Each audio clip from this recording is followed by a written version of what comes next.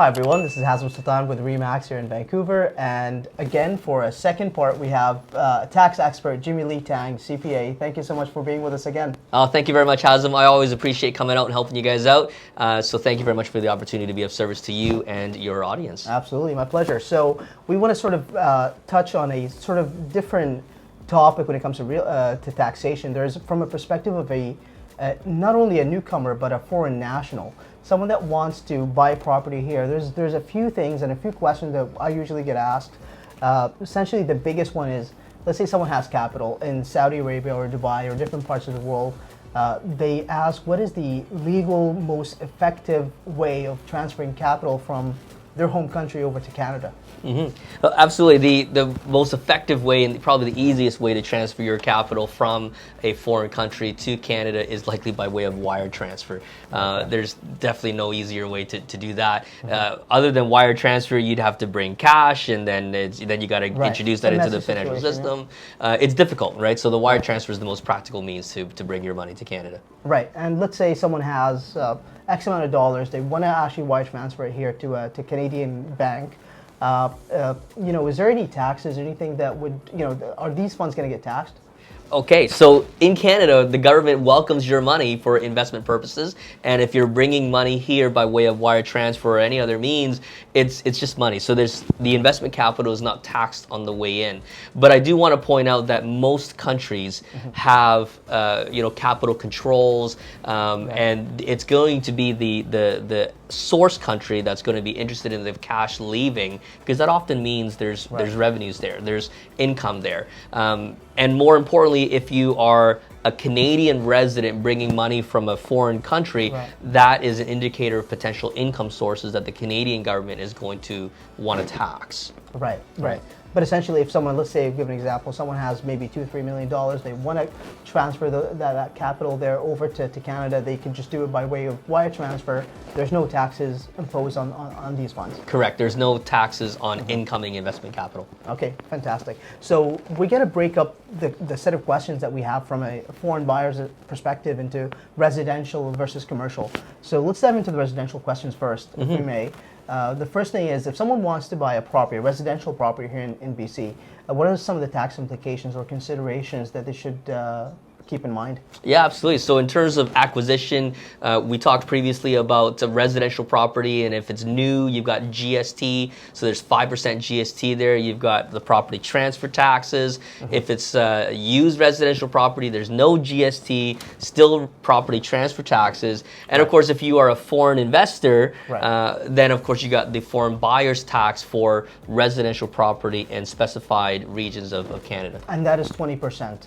Yes, that is a 20% foreign buyer's tax. Right. And historically speaking, it used to be 15%. It was imposed by the BC Liberal government. And then obviously, since now the NDP is in power, they bumped up that percentage to 20 now. So we're dealing with 20%. Is there any regions or jurisdictions where the 20% foreign buyer tax does not apply? So for most of BC, it actually doesn't apply. But in terms of, if you think about the metropolitan area of Vancouver, so the foreign buyer's tax applies there. The lower part of Vancouver Island, so your capital region, it applies there. And recently as well, just yesterday, there was an announcement that Squamish, which was previously not included in the specified regions, Squamish will now be included as a taxable region as well, effective for January of 2023. There's other parts in Vancouver Island that is now also included. I think it was Duncan or so, but it was just announced yesterday. So correct me if I'm wrong on the specific region of Vancouver Island that is now included. And I'm pretty sure that Kelowna in the interior part of BC is also included in your specified regions. And what about Whistler? Whistler is not included. Yes, so foreign buyer's tax does not apply to Whistler. I mean, it's a resort town, right? I'm pretty sure they'll find a way to tax it somehow, but as of right now, Whistler is not included. All right, Jimmy. So can you speak to, obviously recently we've heard from the Liberal federal government, in proposing essentially a foreign buyer ban on residential purchases. Can you speak a little bit to that? Absolutely. Back in February, in the federal budget that was announced in February, there was talk about, well, not talk, it was actually an announcement that the government does intend to impose a ban on foreign investment for a certain period of time. But as of right now, though, I don't have any details on when that will come into effect, how long it will be in effect for, and whether there would be any exceptions to the rule. So not really much to talk about, except that we know there's going to be some form of foreign ownership ban coming into place. Right, right. So this is actually a good segue, because now that we've learned that there are some restrictions when it comes to foreign nationals acquiring residential real estate. But this, what it essentially does is it makes commercial real estate even more attractive. For the sole reason is that it's not subject to foreign buyer tax. Right, right. Correct? In fact, commercial property is not also subject to your BC speculation tax, your Vancouver empty homes tax. Commercial property is a completely different ballgame. Okay, fantastic. So can you give us maybe a quick rundown of some of the tax implications that an investor, a foreign investor, should maybe keep in mind before they purchase a commercial property, let's say a retail unit or an apartment building or a hotel? Yeah.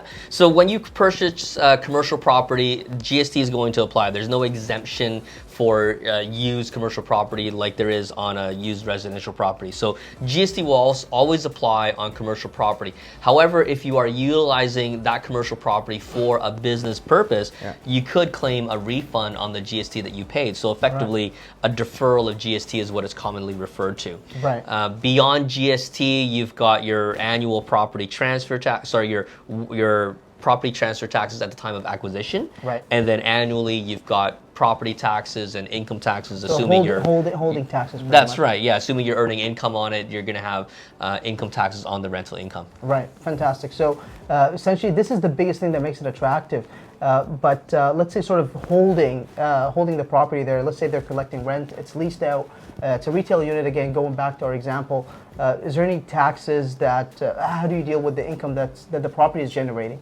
Right. So in terms of the income taxes, it really depends whether the property is owned individually through the person's personal name, or if the property is owned corporately, because we do have different tax rates for the person versus corporate taxes. And normally in corporate taxes, you would have a flat 11% corporate tax rate, but that's only applicable in active business income. When you are earning rental income and it's a passive income source, your tax rate is actually 50 and 2/3% on your net rental income. So depending on your specific circumstances, you may benefit from holding it personally. Right. But in some cases, you would own it corporately.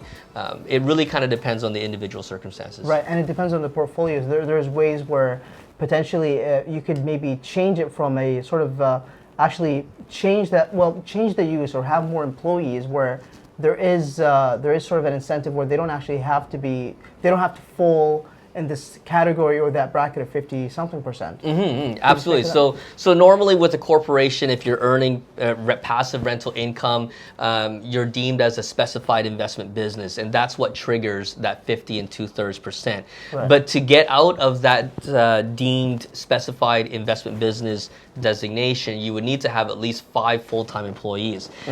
So if you had a portfolio of properties, and let's say each one of those required a full-time resident live-in caretaker of some sort, well, if you got 5 of them on payroll, that'll get you out of the specified investment business designation and back into an active business. So there are ways around it, but of course, very few. Right. And that's what's really important for anyone that's actually interested in acquiring commercial real estate, is to actually talk to an accountant, talk to a CPA like Jimmy, and because everyone's situation is a little different, obviously, and you could benefit from holding it personally or even in a corporate sort of structure. That really depends. But can you talk a little bit about maybe the different tax structures, or the different structures that you could utilize as a foreign national acquiring commercial real estate? Absolutely. So most people, there are different ways of going about a real estate property, transaction. You can own it through your personal capacity. You can own it through your corporate capacity. Some people create partnerships. So it could be a general partnership between 2 or more people. You can formalize that a little bit more in terms of a limited liability partnership, where you have general partners and limited partners. There's really lots of different ways that you can engage in a real estate investment activity. But in terms of which structure you would deploy, that really depends on the circumstances of what you're ultimately trying to do, whether it's earning rental income through a buy and hold strategy, or if you're actively going to develop that property and sell, you know, new projects when you complete. It really depends. So that's really all the more reason why you should reach out to a qualified accountant to guide you through some of those implications. Absolutely. And you know what, from our talks and discussions there about residential real estate, it seems like, you know, taxation is a complex topic essentially, but when it comes to even commercial real estate and commercial taxes, there's just another sort of depth and another sort of level of complexity that that an investor should keep in mind and has to be aware of and privy to. Yeah, absolutely. So anytime you make things more complicated, it just adds to your cost. It adds to the areas where you could trip over something. Absolutely. So if you decide to incorporate or utilize like a limited liability partnership, just know that you're adding additional layers of complexity.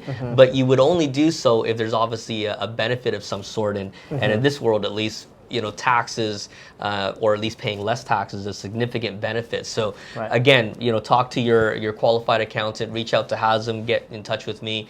Be happy to speak to your specific circumstances. Fantastic. I'd like to thank you again, Jimmy, for taking the time to be with us again, a second video here. And you know, if someone wants to get a hold of you, how can they get a hold of you? Yeah, absolutely. You can reach out to me on my phone, 604-260-7303, or shoot me an email at jimmy@jltcpa.ca.